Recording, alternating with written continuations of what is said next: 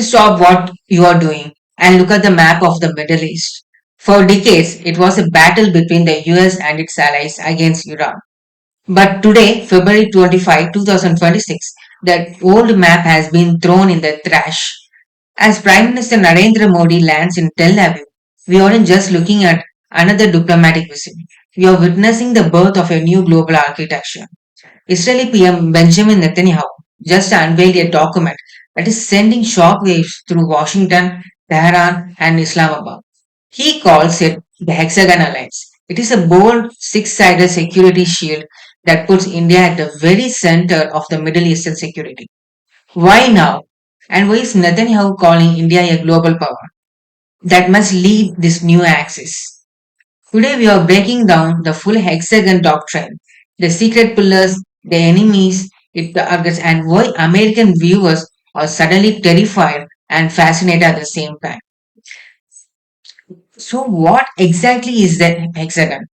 Netanyahu presented this to his cabinet on Sunday, and it's not just a trade deal, it's a security pact. Think of a hexagon, six sides all connected. Pillar 1 is India. Netanyahu calls India the anchor. Without India's manufacturing and military scale, the Middle East is unstable. Pillar 2 is Israel, the brain. Israel provides the AI driven Sudarshan Chakra, air defense, and the quantum computing power. Pillar 3 and 4 are Greece and Cyprus. These are the Mediterranean gates. They ensure that the trade routes from India to Europe stay open, bypassing hostile territory. Pillar 5 and 6 are the unnamed. Well, Netanyahu hinted at Arab and African nations. We are talking about the UAE and strategic partners in the Red Sea. This isn't just a vision, it's a reality. Right now, as Modi addresses the NISA, becoming the first Indian leader to ever do so. The ink is drying on agreements for the Tesla project, a massive new logistic hub and airfield in the Negev desert, built specifically to handle Indian trade. Here is what it gets controversial. Netanyahu's document identifies two specific enemies that the hexagon is designed to crush. First, the radical Shia axis. We know this one, Iran, Hezbollah, and Houthis. With 12 US F-12, F-22 just landing in Israel today and 3 US aircraft carriers in the region, the threat of war with Iran is at an all-time high. But the second enemy is the surprise, the radical Sunni axis. Netanyahu is directly referencing the Islamic NATO, the 2025 security pact between the Saudi Arabia and Pakistan. By calling it a radical axis, Israel is signaling and that it no longer trusts the old alliances.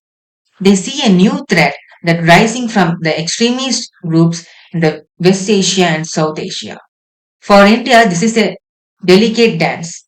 New Delhi has always balanced its ties with Iran, but Netanyahu is forcing a choice. Are you with the hexagon or are you on your own? The most interesting part of the hexagon document isn't the tanks or the planes, it's the ships. Netanyahu said something profound like AI and quantum are not the future, they are the present. This alliance is built on the Pax Silica, a silicon piece. India and Israel are merging their tech sectors. We are talking about joint ventures in quantum cryptography and AI driven border security. For the American viewers, this is the most important part. While the US is distracted by domestic budget shutdowns and tariff wars, India and Israel are quietly building the most advanced tech military bloc in history. They aren't waiting for Silicon Valley, they are becoming the new Silicon Valley. Is the Hexagon Alliance just a dream? Some experts say yes. They say India will never join a rigid military bloc. But look at the facts. The Chakra Air Defense System, it's real. The IMEC trade corridor, it's being built.